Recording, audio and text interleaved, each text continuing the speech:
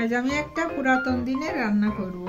মা ঠাকুমার শাশুড়ির হাতের রান্না, খেতে খুব মজা। এরকম ঠান্ডায় গরম ভাতের সঙ্গে দুপুরে খেতে হবে কি মোটামুটি ফেলে দেওয়ার মতনই, সব কিছু ঘরে থাকে এরকম। তা আমি করবো কি সর্ষে বাটা চচ্চড়ি করবো, 12 মিশেলের সবজি। তা 12 মিশেলের সবজি বলতে কি লাগবে, এই যে প্রথমে আলু দেখাই, ফুলকপির ডাঁটিগুলো এই যে আমি এরকম করে আমি সিদ্ধ করে রেখে দিয়েছি।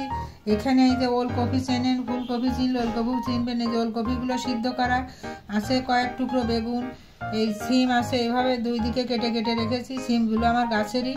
আর এই যে মূলো, এই মূলোগুলো এইভাবেই কেটে আমি সিদ্ধ করে রেখেছি।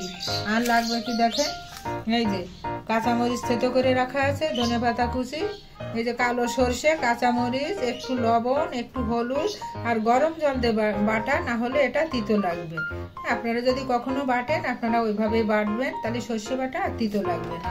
আর লাগবে নুন, চিনি, হলুদ, বাইন্ডিংয়ের জন্য, যেহেতু পুরাতন কালের রান্না এটা, বাইন্ডিংয়ের জন্য একটু চালের গুঁড়ো, ময়দা হোক আটা হোক যাই হোক, আর তেল তো লাগছেই।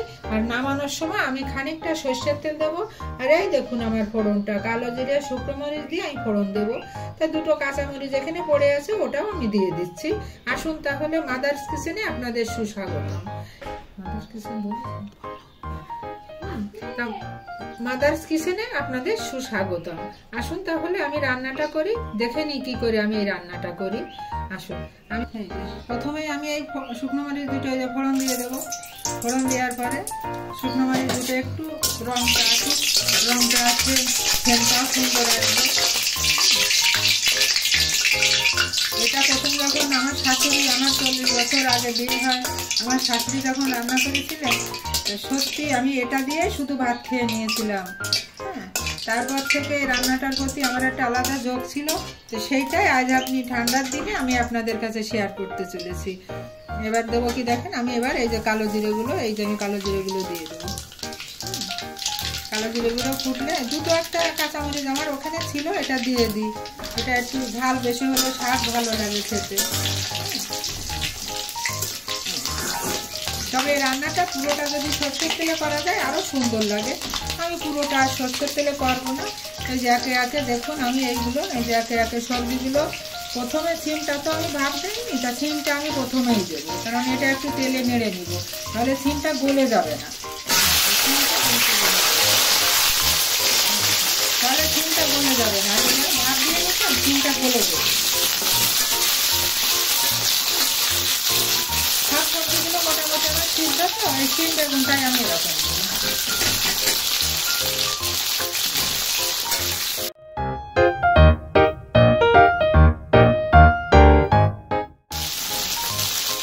আমি হালকা হালকা একটুখানি, দেখুন হালকা আমি একটুখানি লবণ দিয়ে দেবো, আর বাকিটা আমি পরে দেবো।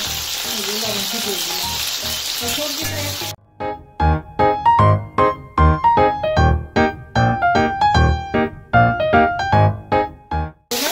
একে একে আমি এই সবজিগুলো আমি একে একে দিয়ে দেবো। আমি মূলো দিলাম, আলুগুলো দিয়ে দিলাম, এই যে কফির ডাঁটিগুলো এবার আমি এই যে দিয়ে দিচ্ছি কফির ডাঁটিগুলো। এবার আমি একটা ওলকপি করেছিল, এটাও আমি এর সঙ্গে দিয়ে দেবো। এবার সবজিগুলো আমি একটু দিয়ে দেবো। আমি এবার সামান্য একটু হোক, আমার সবজিটাই দেখুন অনেক ভাজবো না, হালকা ভেজে নিয়েছি, সিদ্ধ তো হালকা একটু হলুদ দেবো। এই চচ্চড়ির আবার আছে, সর্ষে বাটা জিনিসে একটু হলুদ কম দিতে হয়, হলুদটা বেশি দিলে সর্ষে বাটা চচ্চড়িটা খেতেও ভালো লাগে না, দেখতেও ভালো লাগে।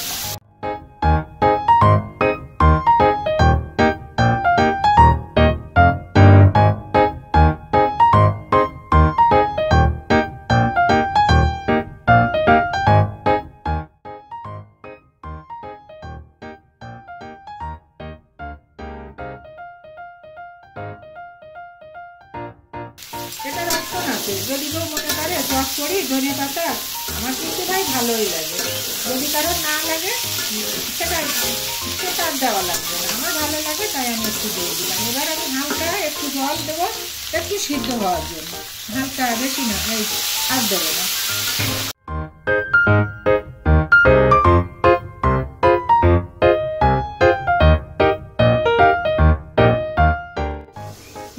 সবজিটা কত দূর।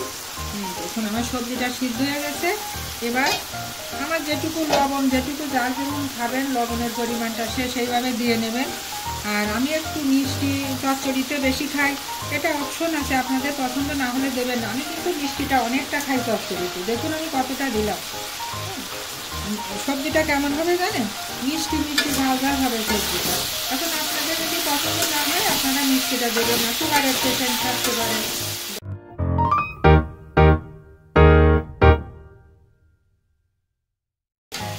এবার আমি এই কাঁচামরিচগুলো আমি প্রথমে দিয়ে দেবো, অনেকটা কাঁচামরিচ দিচ্ছি আমি। এটা হচ্ছে ঝাল প্রিয় মানুষের জন্য খুব মজাদার একটা খাবার, বুঝছেন? যারা ঝালটা বেশি পছন্দ করবেন।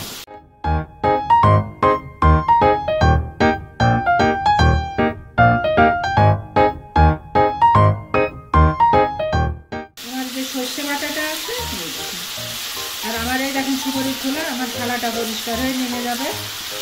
হ্যাঁ, এটা দিয়ে দিলাম।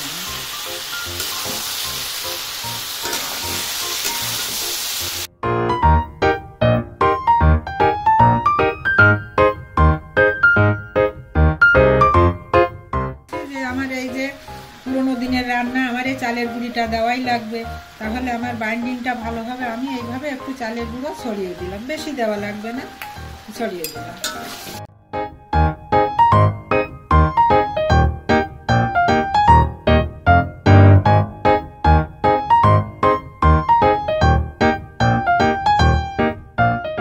এবার আমার ঢাকনাটা উঁচু করি।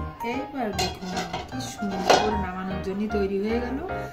এবার আমি কড়ার থেকে বাসনে নামিয়ে নিই।